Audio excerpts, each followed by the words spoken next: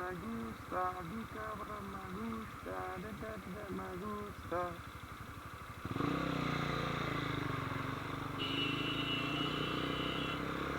Fucking idiot.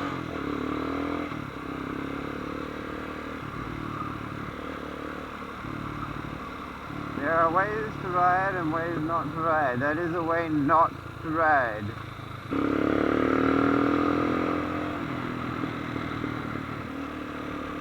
What's up, guys? How you doing today? Your boy LP coming at you from KO? Nah, I'm just kidding. Not me. Kinda wish I was LP, man. I'm envious of that guy's bike. I wonder where he went, actually. I know that the last few videos he was making, he was saying that it was, you know, life wasn't suiting him no more. But I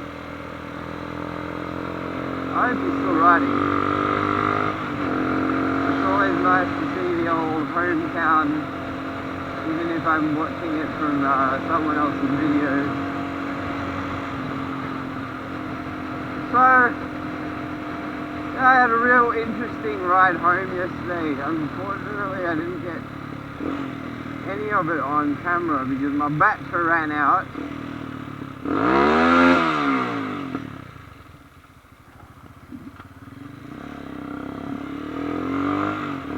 That motherfucker, you know, I'm actually going to put that, I'm going to put that into the fucking video because that cunt, before, he nearly took out a motorcycle, which was completely the motorcycle's fault, and then he goes and does some shit like that. Are you fucking kidding me? The fuck is wrong with some people? When he just nearly took out a motorcycle, you'd think he'd be a bit more aware of it. I mean, it's not like I was doing anything stupid even.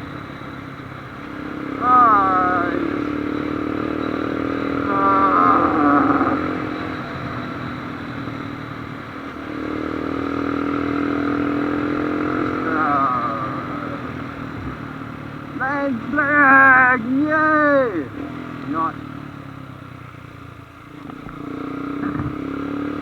I really dislike lane splitting in this country. At most times, when it's nice and wide like this, it's not so bad. You don't need to worry about it. But there are a lot of times when you're lane splitting in this country. Yesterday, I had a perfect example when the cars will actively block you, and it's like, the fuck is wrong with you? I mean, you got to remember, like when motorcyclists get blocked in like countries or states in the US where lane splitting is still illegal, you know, and then you get, you know, you're getting basically douchebags who are supported by the law to say, you know, you're supposed to be doing that. This is Malaysia, mate.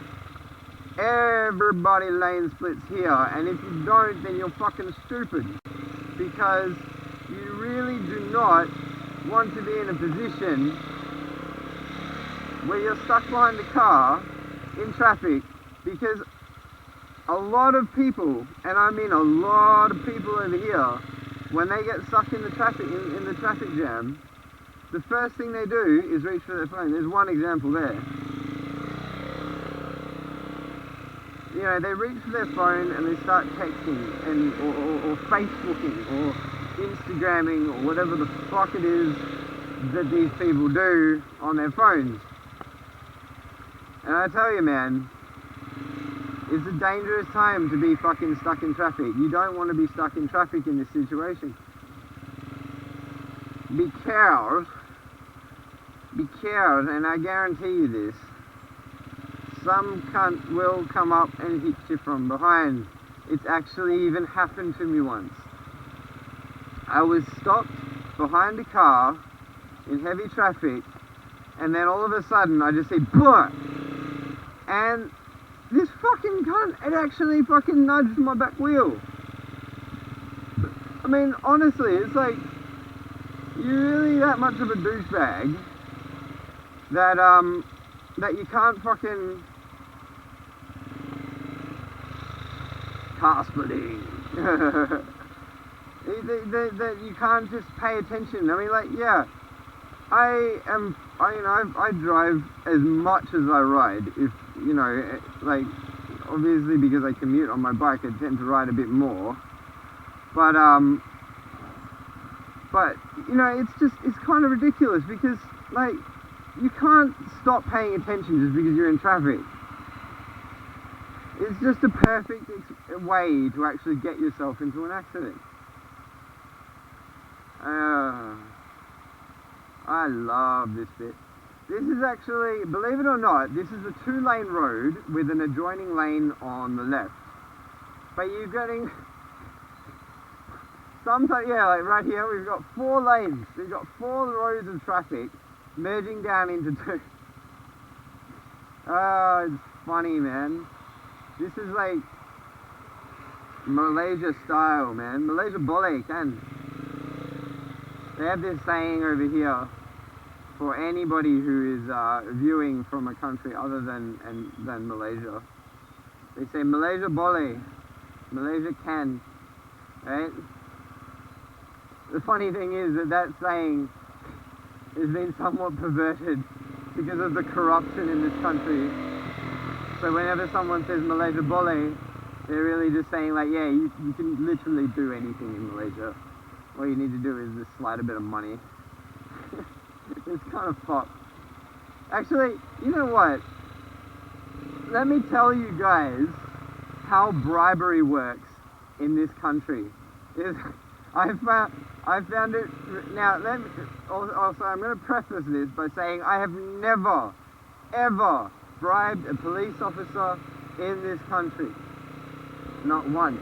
And I never will, because I am not supportive of corruption. I think corruption is fucked, and anybody that partakes in it should be fucking hanged. It's disgusting, and what it does to the country is also disgusting.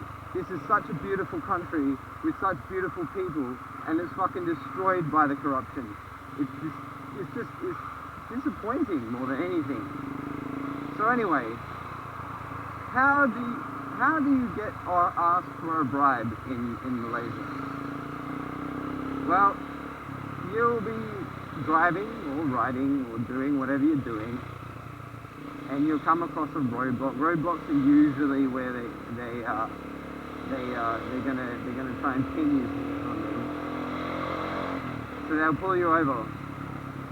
And if you've been doing something wrong, or, you know, let's say your vehicle's not up to code, or you weren't wearing your seatbelt, which happens quite often over here sadly, then, oh, you fucking kidding me? Just move over!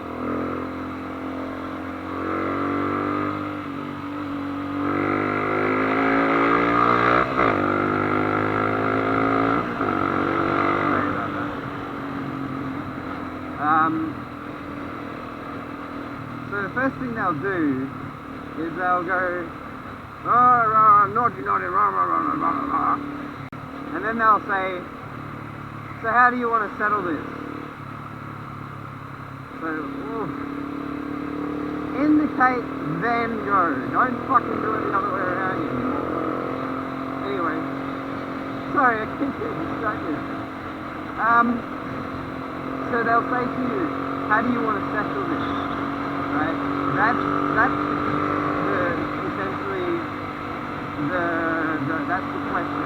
When they say how do you want to settle this, they're saying pay me a bribe and I'll let you go. And it's kind of, you know, and then like if you really, you know, if you beat around the bush a bit more, then they'll say something like, well, you know, we've been out here for a long time, so if you buy us a drink of water, then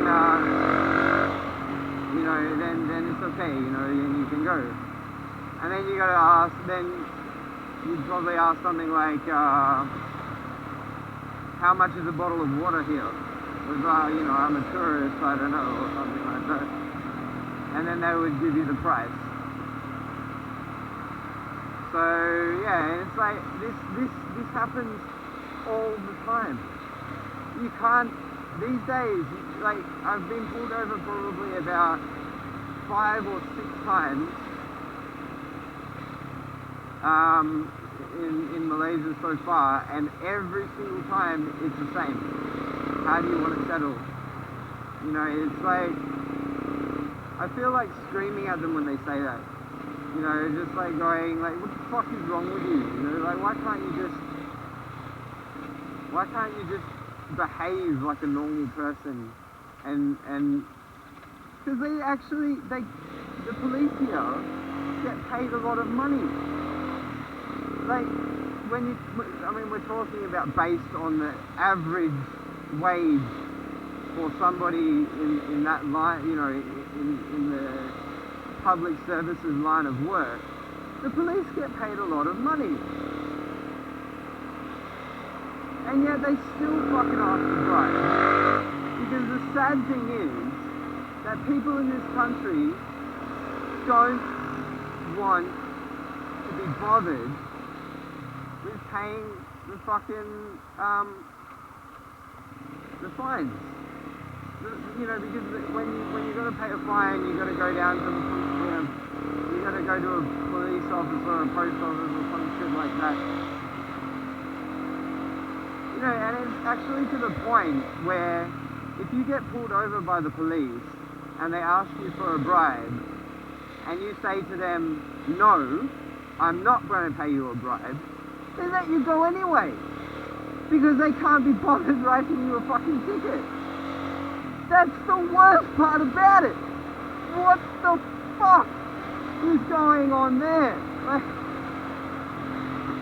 I mean, I cannot be the only person who thinks that is just fucked up in so many levels. Like, it's just not... It's not normal, man. It's not normal.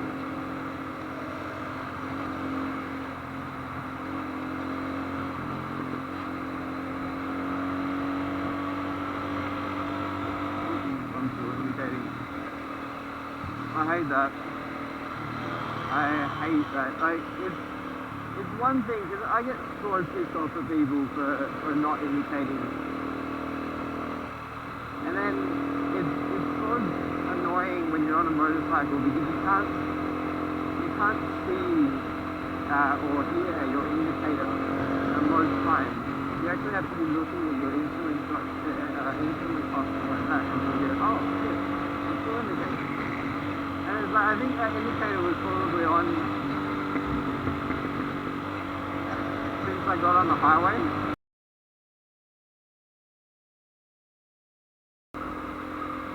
You especially need to be the bigger man, because you don't have the skill or the experience to handle an angry driver.